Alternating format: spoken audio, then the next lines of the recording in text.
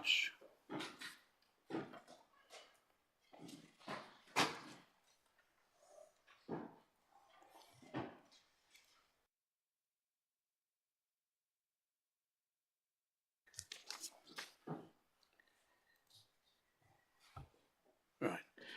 Okay, good morning, everybody, and welcome to this Cabinet meeting this morning. I'm just giving, I'll say that we have now actually gone live. Can you also check that all your microphones are muted, but I assume they are, and we are now live. First of all, housekeeping statement. So thank you for attending this meeting of Cabinet. While this meeting is open to the public, it is being recorded and broadcast live on the County Council's website and will be available for repeat viewing. It may also be recorded and filmed by the press and public. Filming or recording is only permitted in this room whilst the meeting is taking place, so must stop when the meeting is either adjourned or closed. Filming is not permitted elsewhere in the building at any time. We're not expecting a fire drill, but in the event of a fire alarm, please vacate via the main reception or via one of the emergency exits across the hall. Thank you. Okay, apologies for absence. Do we have any? There are no apologies on this occasion, Chairman. Okay, thank you. Declarations of interest. You know all the normal declarations of interest. Can I ask if anybody has a declaration of interest on any agenda item?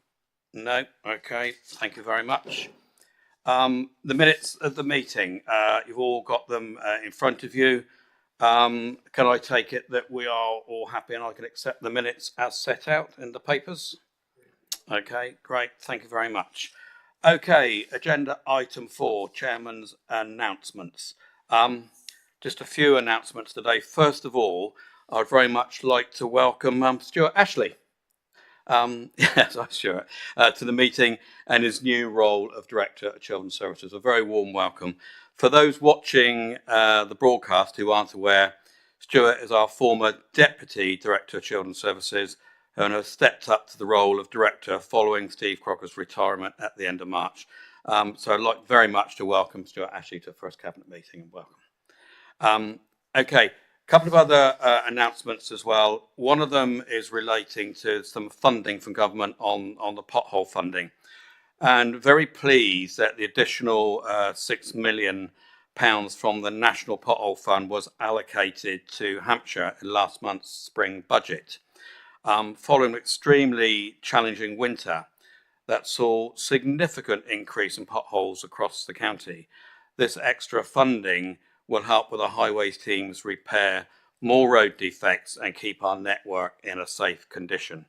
So I would like to place on record once again my thanks to our highways teams and contractors for the excellent work they've done and continue to do so for the residents across Hampshire. One other note was at the previous council meeting, I was asked to, through a deputation, to write a letter to DWP. And I have received a response to the letter I sent to the Department of Work and Pensions regarding the resolution passed at full council on changes to the state pension age affecting women born in the 1950s. The Minister for Pensions wrote that the Parliamentary and Health Service Ombudsman investigating into the Department's communication of changes to the women's state pension age is ongoing, and therefore it would not be appropriate to comment until the investigation has concluded. And I understand that.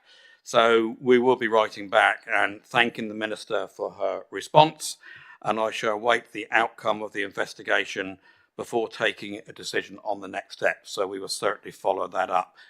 Councillor Adams-King, did you want to make a further comment on this occasion?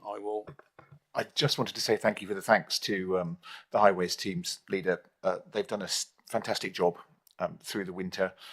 You'll be glad to know that we have already procured the resources to spend that money about which you were referring.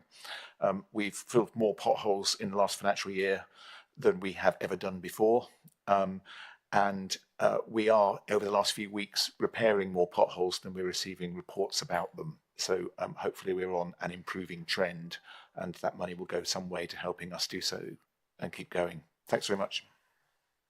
Okay, and thanks for the thanks. But seriously, take that back to all the team. It has been an extraordinarily challenging time, and I would like you to take that back to Director and Tim and a few of the others to say that how much we do appreciate, especially under these very challenging times as well. So appreciate that. Thank you.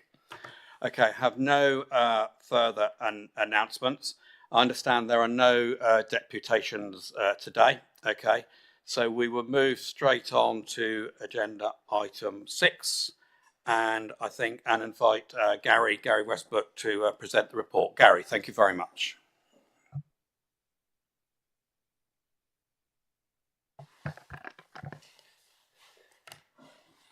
Thank you, Leader. Good morning, Cabinet. You've got in front of you the standard report around driving towards economic strength, which we've received a number of times through this forum. I'll give you a quick high-level summary of the key points within the report, and then be happy to answer any subsequent questions. So as always with this report, I give you the health warning that it's written at a point in time. That point in time is predominantly, as you'll see from the data in the report, the end of February, which is when we take that data snapshot in terms of both the national economic picture, but also that local data as it appears within Hampshire as well. During that period, though, between the end of February and today's meeting, we've obviously had the spring budget statement. So you'll see reference throughout the report to some important announcements and direction from government that has been raised as part of that spring budget statement in mid-March. There's 5 key components to the report, as you've seen previously. The first section covers the economic outlook, recognising that this is substantively driven by the international economic picture and the national economic picture, but contextualises that within Hampshire and what that economic outlook means for Hampshire. There's then the updates in terms of what Hampshire County Council is doing in terms of the strategic response to this economic outlook, primarily then through the negotiations with central government around our county deal to secure investment and growth and prosperity across our region. The development of our economic strategy and the important announcements that I'll refer to in a minute around LEP, Local Enterprise Partnership integration. Our developments around strategic land and strategic assets and the strategic decision making we're taking to maximise the returns and utilisation of our assets. And then finally, the progress we've been making around regeneration and growth partnerships and that significant strategic ambition to form really purposeful local place-based partnerships with our local partners, and in particular our district and borough council colleagues. So I just want to highlight a couple of key components within the report, and I'll start with the economic outlook.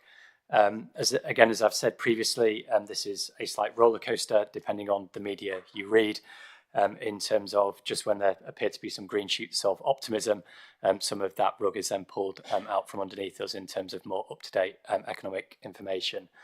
I think it's fair to say, and the report echoes this, that it's an environment characterised by significant uncertainty, which is a significant barrier in terms of economic investment and market confidence. And therefore, as you'll see within the report, there are significant challenges, both for businesses but also households, in terms of that short to medium term economic uncertainty associated with all those things we're familiar with now in terms of interest rate rises, inflation and labour market shortages, which is culminating in a significantly forecasted challenging period, as I said, for both households and businesses in terms of medium term economic investment and economic growth. The second area then, colleagues, that I just wanted to pick up on was the government announcements around LEP integration, which you'll see within paragraphs 65 to 69 of the report. So following the spring budget statements in March, the government signalled very, very clear intent that local enterprise partnerships will no longer be supported by government from the 1st of April 2024, and with a very, very clear intention that the roles and responsibilities that are currently afforded to LEPs will fall to democratic institutions and local government. And so as you'll see in the report, we're now digesting and working through the implications of that, working with a range of partners, both across businesses, our neighbouring local authorities, and also the LEPs themselves, to very clearly understand our working position. But that is all subject to, and I must stress, it is all subject to the national consultation exercise that is currently underway, and government are intending to conclude that exercise during the summer months. But as you'll see within the report, what we're starting to do now is some of the early thinking around what that might mean as that responsibility transfers to local government. And there's a very, very clear interdependency and relationship with our ambitions around the county deal in terms of a single democratic institution that would be a sensible home to govern and oversee these arrangements. But notwithstanding that, recognising that those roles and responsibilities are likely to transfer to local government, and we need to understand those short to medium term implications. And so they're the two things I wanted to highlight, Leader, in terms of the report. You'll see the recommendations in paragraphs 2 to 5, which are endorsing and noting the contents of the report, and I'll open up to any questions. Gary, thank you very much. Just a few points so I do open up to questions then. It's one of these papers, isn't it, where this has been, I'm going to say many months of work, but it's been probably a lot more than that, isn't it, in the making to get to this point. And it's very difficult when you look at a report like this to understand the amount of time and energy and work that has gone in, not only to producing it, but about the progress that has been made. Certainly in terms of the Regen and Growth Partnership, working with our district and borough colleagues, and of course all our partners. A meeting with Councillor Chad, lots of the businesses recently. In fact, yesterday we were up in terms of Farnborough International and had an excellent, a very productive meeting with them about the working relationship and how we work together and how important aviation is, as indeed speaking to ABP and the team down there as well, and Maritime as well. So I think I have to use my phrase, joining up the dots at least once in a meeting, so I'll do it now just to keep everybody happy. But it has been doing that, and this report does show that. In terms of the work that's gone on with the Freeport, and we've been closely involved with that now, and clearly and the implications through there with the LEPs, like you say, in the conversations that have gone on with them, and including the county deal and how that does join the dots up between all those things that that's gone into the paper. So well done, actually, Gary, to you and the team for putting the paper together and the work in bringing all our partners together. I think that's a bit of excellent work. So I'm going to go to Cabinet members for any questions. Councillor Warwick.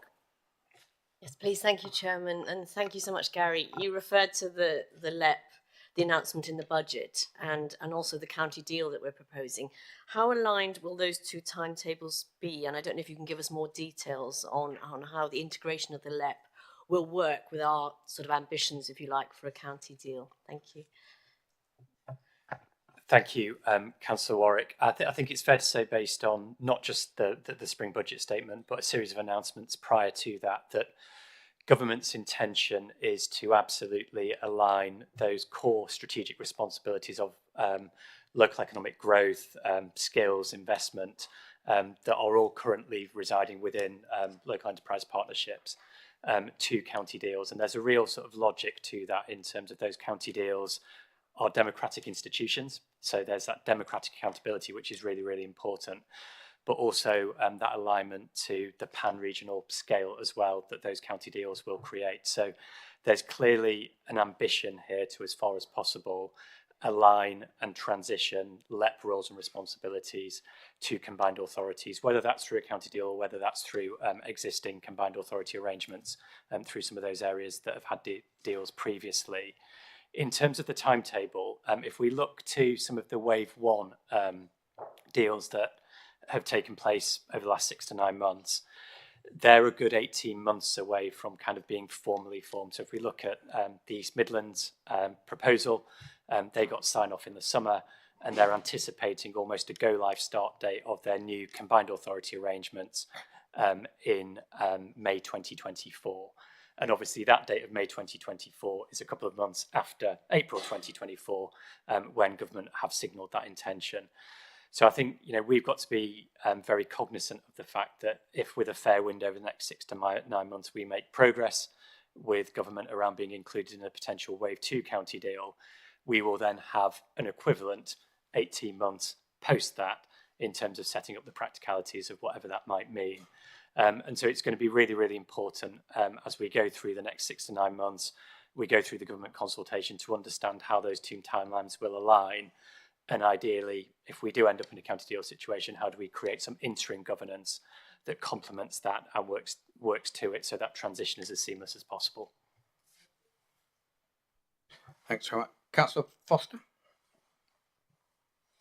Thank you, Leader, and thank you for the really good paper, Gary. It's really clear about the importance of economic strength, prosperity and investment to people and places right the way across the county. Can you elaborate a little bit about how the work that we're doing in partnership links and establishes to wider social outcomes in particular, and what we're trying to achieve as an authority rather than just the economic element? Thank you, Councillor Forster. It's a really, really important point, and there'll be papers later on the agenda from public health colleagues in terms of some of those wider health-based outcomes that we're obviously trying to drive and achieve and enable as a local authority. And I think it's fair to say that the evidence base is absolutely unequivocal in terms of that relationship between either economic prosperity or economic deprivation, if we take the flip side of that, and those wider societal outcomes, both in terms of the health outcomes, so healthy life expectancy or general life expectancy, but a whole host of other outcomes that we have a vested interest in as a local authority in terms of the educational attainment of our young people and our children. And the list goes on and on and on in terms of the absolute correlation between economic prosperity and wider social outcomes. And I think taking that one step further, I think it really vindicates and supports our new directorate structure, which is mirrored politically and at an officer level, in terms of placing the importance of economic prosperity, investment, business growth at the heart of what we're doing in terms of place shaping and developing Hampshire as a place to live, work and play to 2050, with economic prosperity being at the heart of it, because we absolutely recognise that relationship between economic prosperity and growth and those wider social outcomes that we're here to deliver. That's really good. And thank you, Gary. And thanks for that question. In terms of you stole my live, work and play line, Gary, that I was going to use. Live, work and play and visit. You should always add that one to it as well. But I think that does sum up very much what the paper is about. You all know, and we've had discussions, the Cabinet knows, all those meetings that Councillor Chadden we've had with businesses. We do like to make sure we get the message through back from the county's point of view of our social responsibility. So it is about economic development, but how that affects them and what our roles and responsibilities are as well. And it's actually been very interesting to see their response to some of those discussions that we've had. They're not necessarily being aware that that's the role that we play as well, and we come from a slightly different place, and they have appreciated that.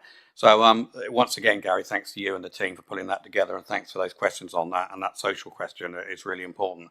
So I don't think is there any further questions on this paper? No? Okay. So thank you, Gary. I'm so very happy to accept the recommendations as set out on pages 21 and 22. All agreed? Great. Okay, thank you very much. Thank you, Gary.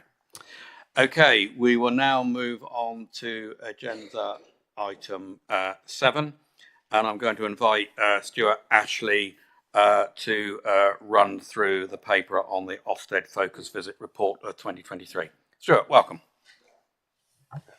Thank you, Leader, and good morning, members. My voice is coming back. It sounds a bit croaky, but it's a lot better than it was, so please bear with me. Oh, well done. This is a short report, and it's a good news report. It's a report on a recent inspection of children's services by Ofsted, known as a focused visit. The area of focus was children in care, and it was over a two-day period, and it was a very intensive, narrow-focused inspection. The outcome of the inspection is not a grade, such as good or requires improvement.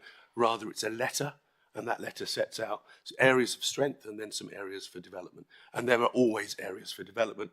That's what inspections are about. And we received 3 areas for development, all of which were in hand and all of which we had plans addressing. I have to say, it's a really positive letter, and I'm proud to sit here actually and to present it to you. And you'll bear with me, I'm going to read out one paragraph from the letter because I think it captures the report entirely. The continuing commitment of political and corporate leaders to deliver effective social work services is evident in the investment the Council has made to increase social work and placement capacity for children in response to rising demand and sufficiency pressures since the pandemic. It is a great credit to the stable, trusted leadership team and to frontline managers and practitioners that the quality and impact of practice for children in care continues to be impressive. Why that's so important, that last bit, is because what they're acknowledging is if the practice they saw in 2019 was outstanding, it continues to be impressive now. And that's a really important point because next year we will face another full inspection, which will be graded. So it says that we're continuing in the right direction. And ultimately, it says that our children in care are getting a very good service. So I shall pause at that point. Thank you, Leader.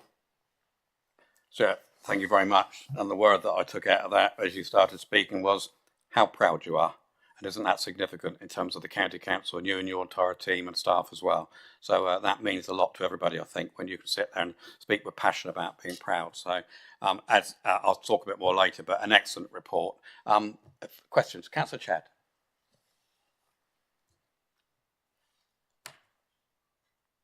Thank you, Leader. It is a really impressive letter, Stuart. It's amazing, and like you said, you're very proud, and your whole team should be really proud of what they've achieved for our young people. But I'm wondering if perhaps you could explain how Ofsted did arrive at their view. Did they spend time with senior managers, or did they actually focus on social workers and those frontline practices? Could you just... Thank you, Councillor Chad. It's an interesting question because over the years, Ofsted's approach to inspections has changed. They spent virtually no time with senior managers at all. We had the occasional email from them. When they were on site, they spent 2 full days interviewing 24 social workers, and they forensically went through the cases that the social workers had. And what they were looking for and what they wanted to understand was the lived experience of the child. So you have social work involvement. What difference does it make? And that's why it's such a strong letter, because what comes out of it is social workers knowing their children, social workers making sure that they're having a high impact in terms of creating change. So this was very much about the experience of our children in care and the quality of our social workers. Nothing to do with leadership at all, I'm pleased to say. Councillor Oppenheimer, Russell, sorry.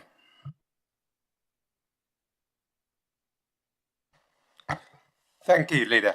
I was just pressing the wrong button to check which one it was. I agree, it's a really strong letter, it's really pleasing, and congratulations to everyone in the team. It's particularly great to see that the educational needs of children in care are considered so well.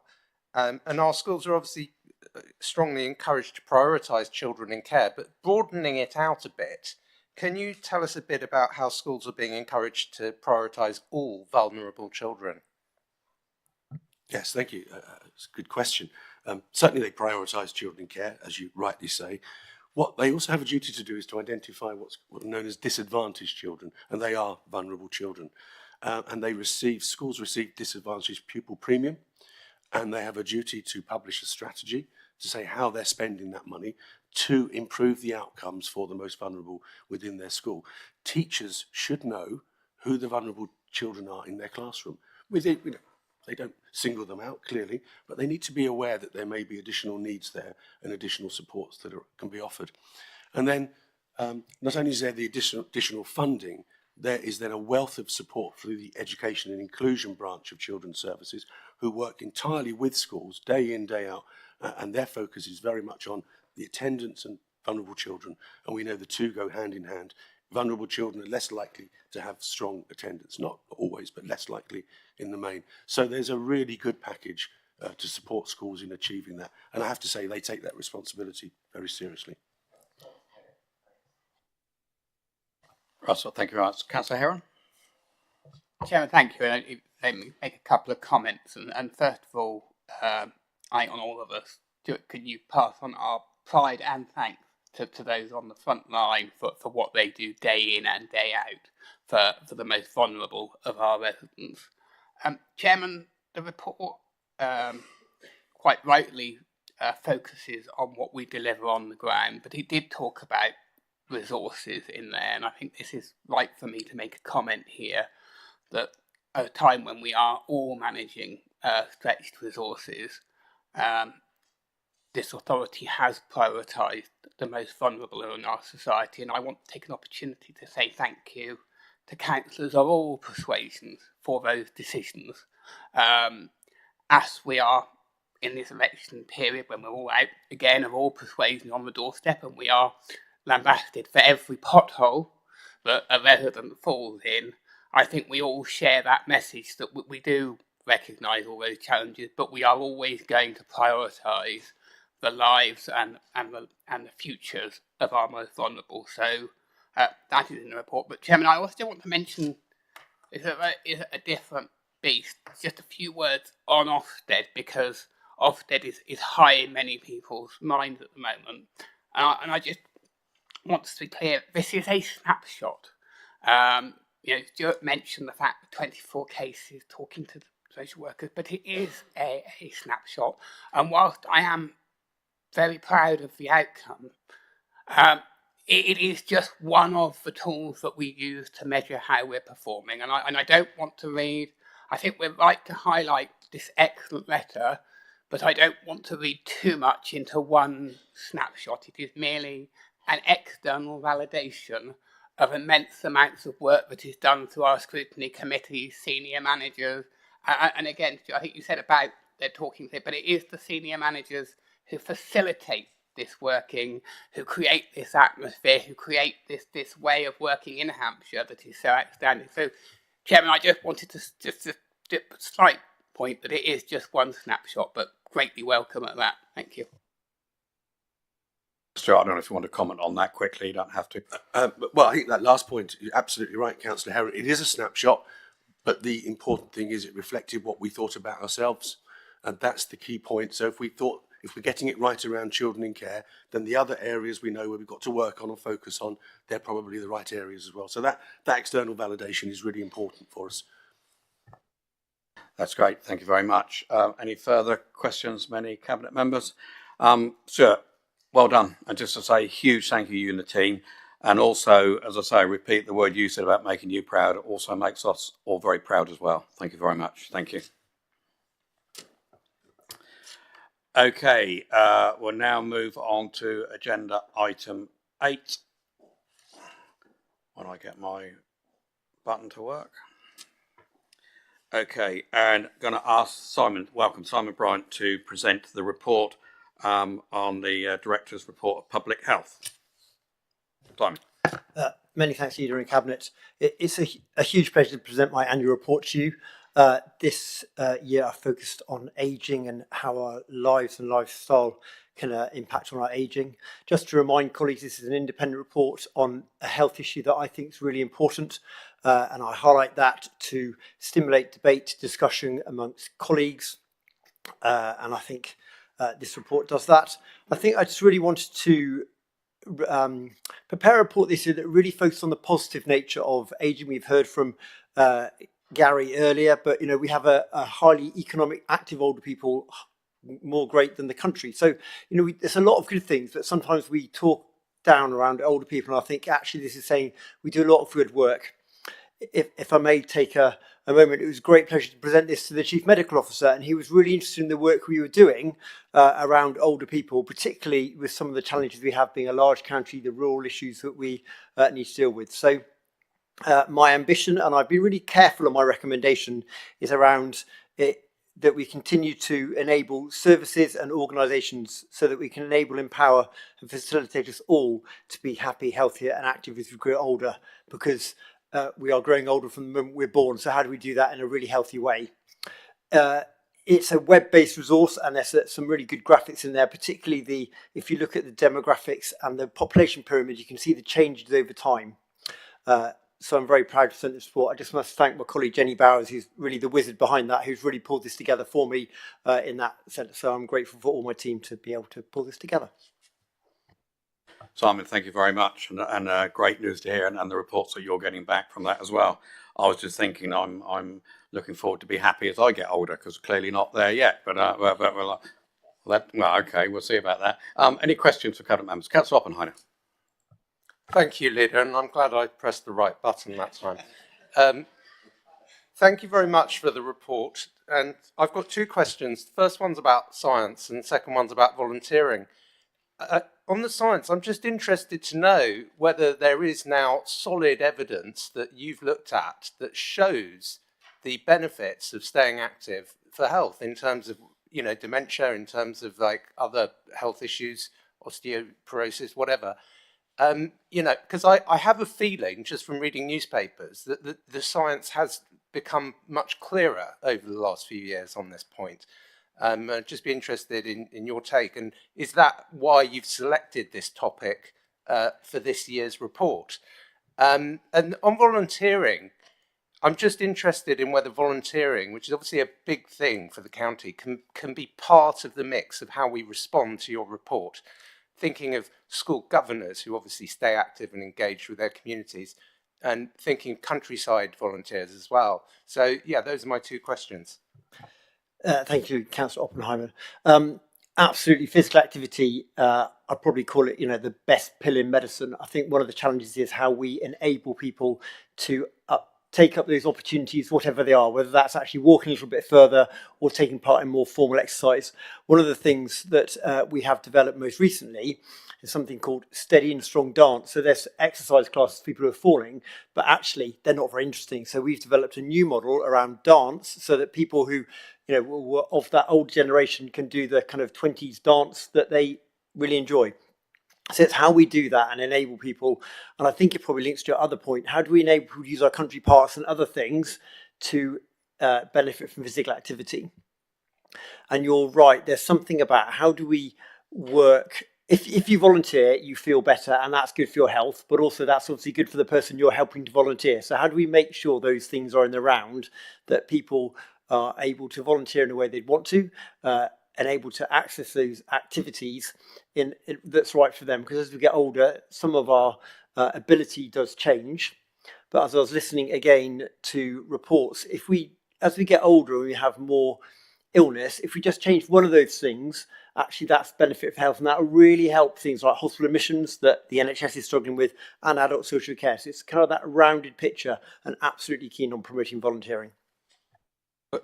Thanks very much for that reply. And I think I want to talk to the team in Countryside about a little action plan around this, because I think that there's more we can do to stimulate volunteering, and I think it would have great benefits. So thank you.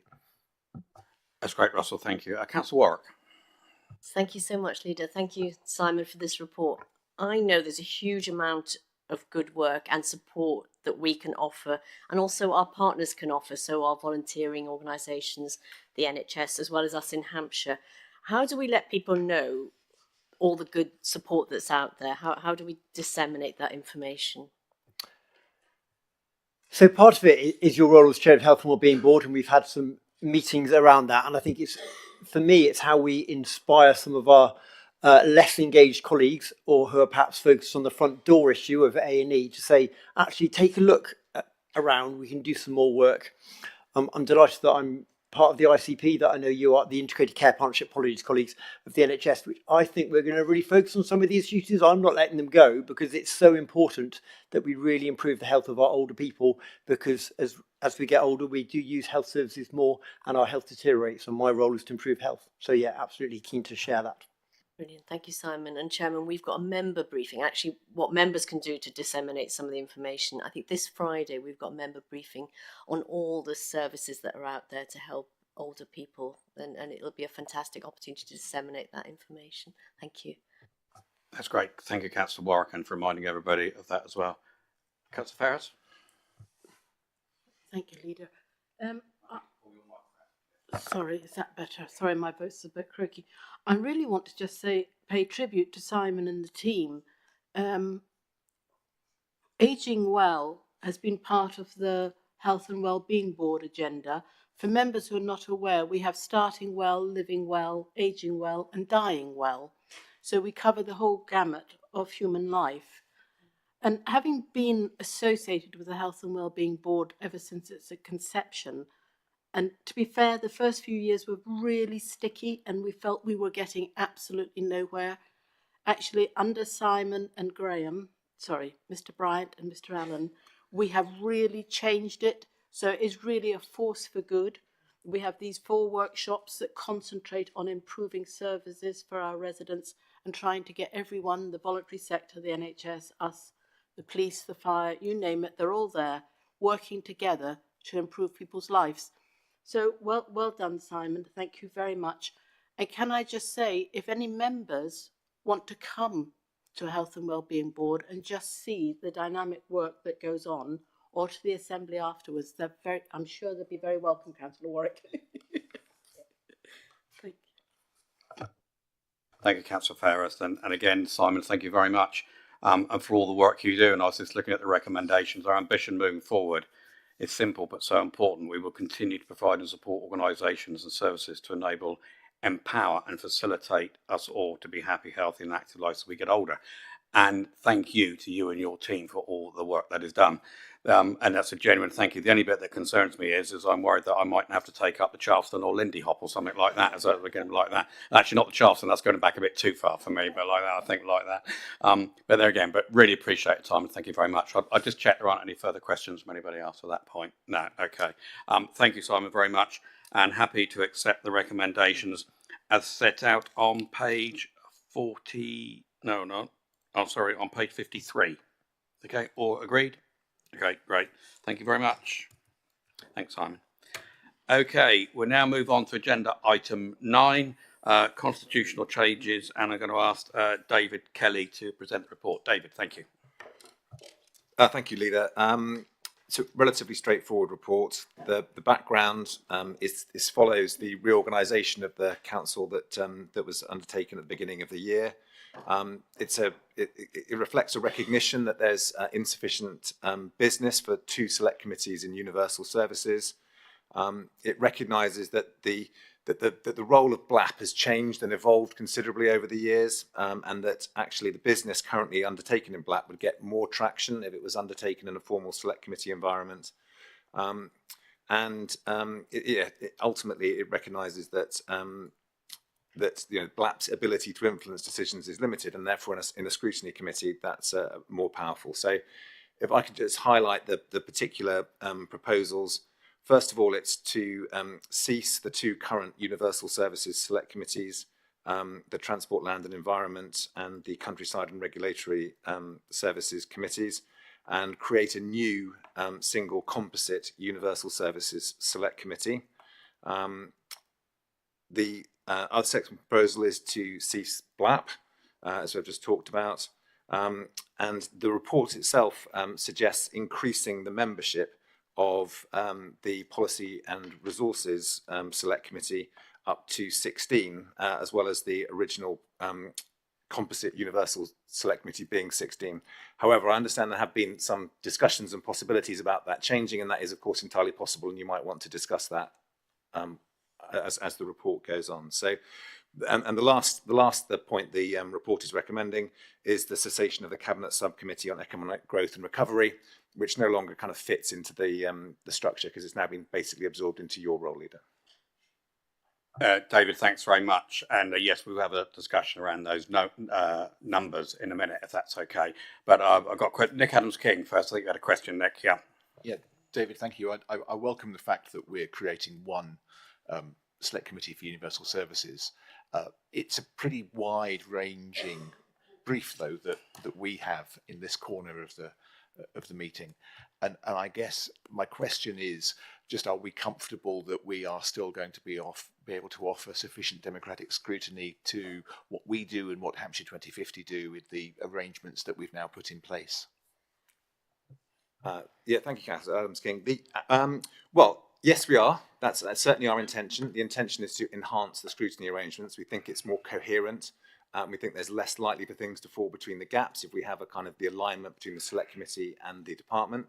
But like in all these things, we will keep it under review. And if there's needs for a different pattern of meetings or whatever it might be, that is all things that we can consider.